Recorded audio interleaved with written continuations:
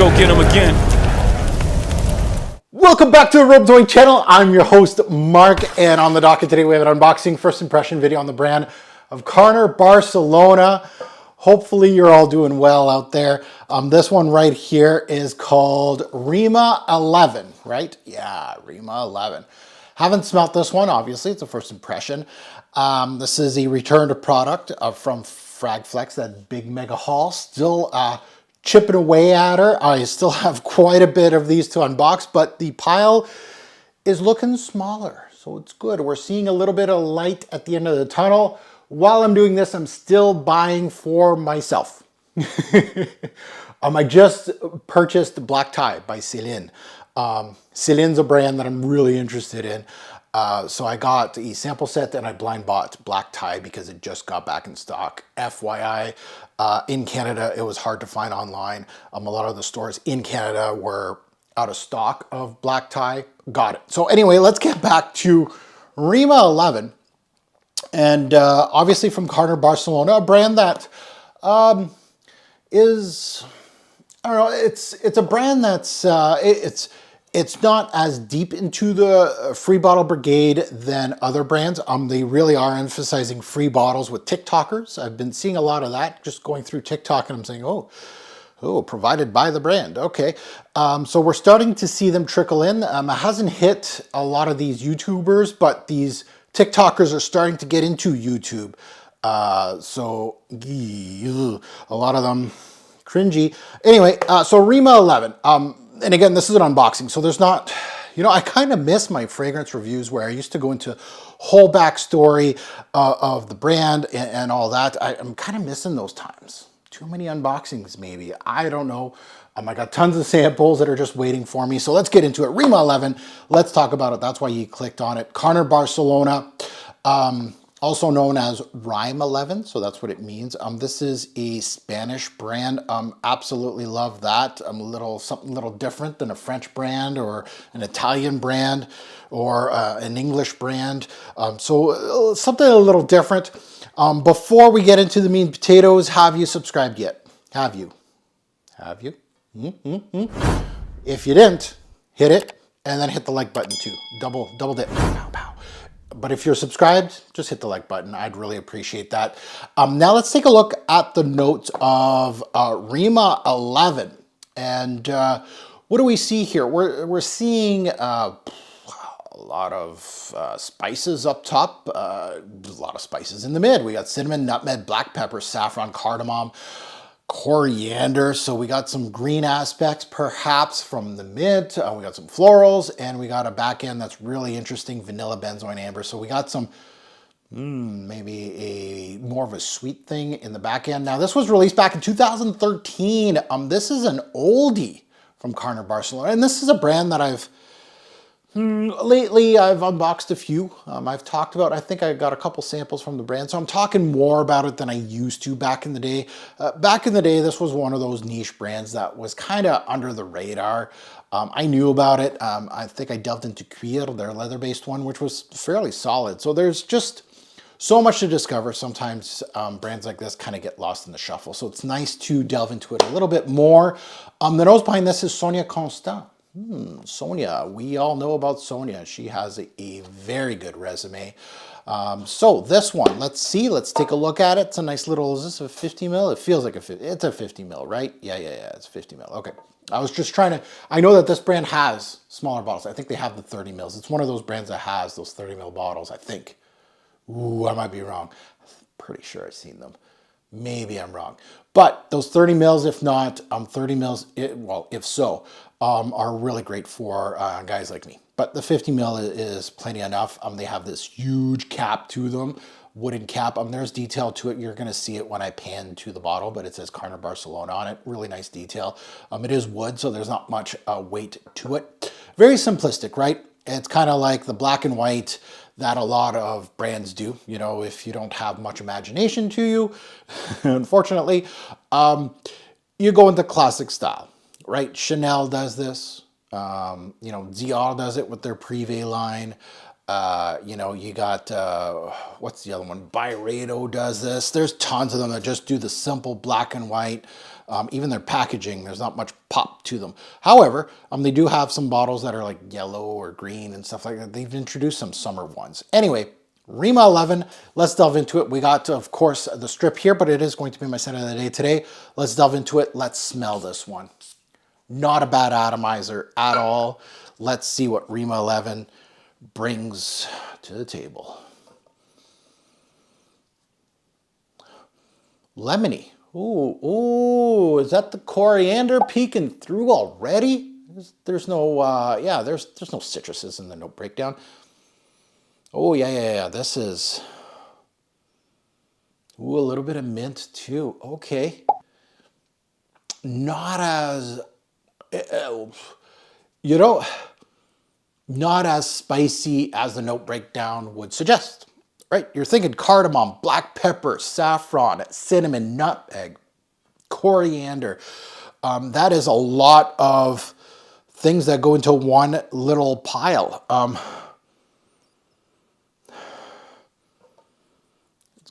It's going a little vanillic, but there's some greens here.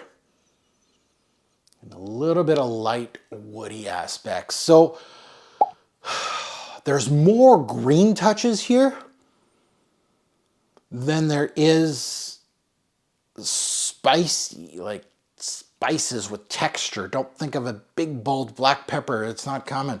A spicy saffron, no. Slight nuttiness too to this. It's going into this, it had a lemony touch, which I think is from the coriander, if my Rolodex serves me right in the notes. You know, I'm you know, one of those fragrance reviewers that tries to go, okay, the note does this. Yeah, mint though. Mint is doing its thing in here. Very surprising that those are, and again, note breakdowns, you look at them and you're just like, well, yeah. And I hate people that go, you know, some people throw shade at me because I'm a note breakdown fragrance reviewer. You know, I tell you what I smell and I pick it apart, and they call me a Fragrantica type of fragrance reviewer, and I don't do that. I'm not that. I'm not you. I've had that experience. But you know, I'm not copying anybody's fragrance review. I'm just doing what I do. And you know, this is, and looking at the note breakdown, like you can't really, you know, fragrance reviewers can't really just pinpoint and go, okay, this is going to be stronger than the other one. You can with experience, but you know, Carner is known mostly, and correct me if I'm wrong, again, I haven't smelt the whole line, but they're more into the fresher thing. Like, I think they do have a well-balanced lineup, but I think it's more geared towards fresher things. I might be wrong. You know, Cuida's a leather base, the first one I smelled from the brand. And they do have some darker stuff, but yeah, this has a, it's got a lemony green freshness to it. You know what this reminds me of a little bit? And if it smells familiar, but it doesn't, it smells like it smells kind of like a Kenzo, Kenzo Power. Now Kenzo Power, and I'm not saying that this smells like Kenzo Power, don't say it, but it's built the same way as that. The herbs and spices in here are so watery fresh, but they're there. It's like a Kenzo trick, that it's fresh, but it has some interesting parts. So it's lemony a little bit from the coriander. It's minty. It's got some greenness there, but it's not a really a big, bold mint. I would say more of an herbal. It really has that green touch. It's got some musks. It's got a little bit of a vanillic backbone up top here, a little bit of sweetness, and a little bit of slight woods, like blonde woods here. But the green touches are more like, think more green, and a little bit of brown here, because there's a lot of spices that are brown in color and nature, right? Cinnamon, nutmeg, among others. Yeah, there's a little bit of nuttiness too, which is really, really interesting. It has that sweet, spicy, herbal thing going on with light woods, a little bit of an ambery glow coming in. Oh, the note breakdown's actually on the box here. Yeah. Jasmine. Maybe. So it's got an airy, spicy quality to it. Yeah. Because you're looking at the note breakdown, you might think that cinnamon's like a lot of piquancy. Saffron can give a lot of piquant as well, and so can black pepper. So you could start thinking that this is going to be a robust, spicy thing. No, no, no, no. Light, airy.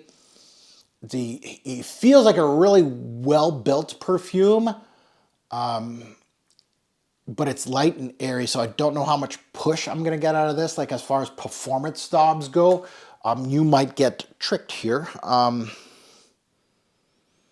There's something, it's like it's uncanny. I know Kenzo Powers are really kind of like a bad, maybe not, but it's kind of an interesting way of comparing this because it kind of feels like Kenzo Power in power as in build and as in just the overall feeling. Now, Kenzo Power is a fragrance that's not a showstopper from the brand of Kenzo, and correct me, like I feel like it's a really solid scent, but it didn't do well in sales. It's not a big thing on YouTube that got a bunch of hype or anything like that, but it's a well-built scent. It's a good scent profile, and this is where this one is. It's kind of lacking a little bit, but I feel like this is going to be one of those that's going to warm up to me a little bit. And it was kind of like Kenzo Power. I wasn't wowed initial hit, but I was really interested in it. Kenzo Power and Kenzo Power Cologne, both very solid releases. More floral than this thing, obviously, but it has those subtle spices coming into play, and it really almost kind of grabs you a little bit and goes, I'm an interesting perfume, and this is where this one is going into brown, green touches as far as the colors. It has some creaminess, some smoothness to it, so that ambery vanilla is definitely not like, they have benzoin listed. It's not a hard edges kind of vanillic thing. It's really smooth. The sweetness is, again, like I was saying, kind of like mellowed out a bit, but it has a fullness to it. It's kind of, it's soft, we'll say, but it's in the background of this again. So I'm anticipating that the blonde woods, kind of light woody aspect, and the sweetness is going to be the back end of this. I don't know how far these spices and herbs are going to take me.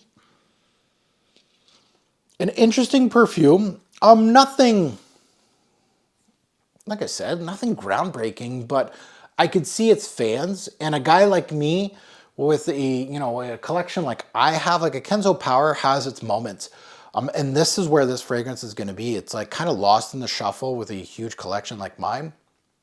But at the same time, when you wear it as your scent of the day, and it might be like big gaps between scent of the day, like it might be like 6 months later, 8 months later, a year and a half later, you wear it. And the day that you wear it, or the initial first spray, and you're just like, oh yeah, this one's really, really good. And I really like this one. And you wear it for the day and then you forget about it the next day. Then 2 years later, you revisit it and you feel again, you go, oh, this is a really good one. It's in that, it's not one of those like, the fragrances up top here, Spiritueuse du Bleu Vanille, Tonka Impérial, Musc Ravageur, those are staples for me. Those are things that I can't forget that they're in my collection. They have some rotational value to them. They are in my rotation every single year. They don't go out of rotation. If they do, they kind of lack a little bit. I don't wear them like 10 times a year. It's more like maybe 3 or 2. But at the same time, those are wow factor fragrances. This one right here, yeah, you know what? Not bad. It reminds me of something faintly. And I think Kenzo's the wrong example, but I feel like it's the right example. Anybody that smelled Kenzo Power, forget the floral aspect, because this one, the jasmine is not major. And again, that sweetness could come from there a little bit. And that creaminess could, again, and again, jasmine can also give out like a little bit of a green aspect as well. Kind of like the family of tuberose, jasmine, lily kind of thing. Yeah. Yeah, not a bad release. Better than just okay. I can see potential. And I hope that brings value to this unboxing fragrance review, and I think it does. where I say that, you know, some fragrances are just okay, and it's probably the end of the fragrance on my channel in my reviewing. But this has potential where it's like, I'm going to revisit you and you might blow me away, but it's going to be a good scent of the day. I'm going to enjoy this one. So Rima 11, also known as Rime 11 from Carner Barcelona, always a brand that not, you know, jumping for joy when I see one coming in for, you know, unboxing or me decanting for Fragflex or anything like that. But it's a brand that I go, oh, okay, you know, I'm looking forward to this unboxing, but I'm not jumping for joy and going, okay, let's unbox this right away. No.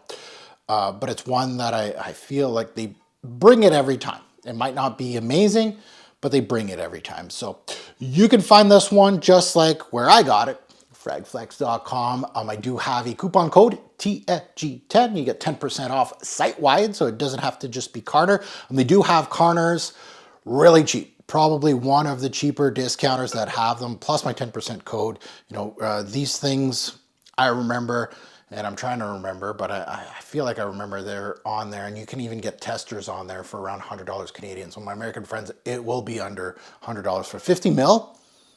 Man, the way designers are going, this is really good stuff versus, you know, you buying, I don't know, Invictus from Paco Rabanne and spending $130. Wow, what a difference of a fragrance. So yeah, go check out Fragflex. Use my code if you wish to do so. Now that you heard my take, I'd love to see yours in the comments below. I know this one's not one of those sexy Carner Barcelona fragrance reviews. I don't think there's much talk about this one, if any at all, on the YouTubes. But and these are always nice to review. A fragrance like this that doesn't have much press on it. But I'd love to see yours in the comments if you have any thoughts on Rima 11. Love to hear it. I think this one may have performance issues, so for the people that are interested, definitely keep that in mind. Again, it's just an unboxing. It's an educated guess by me. Again, these unboxings, I can't tell you about performance. I can't tell you about the dry down, but I can guess. But I feel like this is going to bring me, I think this is going to be fairly linear because the back end of it, the woods and the sweetness have already showed up. So I feel like I'm just going to start losing the green aspects and the brown aspects to it. And then it's just going to be maybe a boring dry down. We'll see. But as always, a great report fragrance will make a lasting impression. Choose your Carner Barcelona release wisely. Thanks for watching, YouTube. Have a good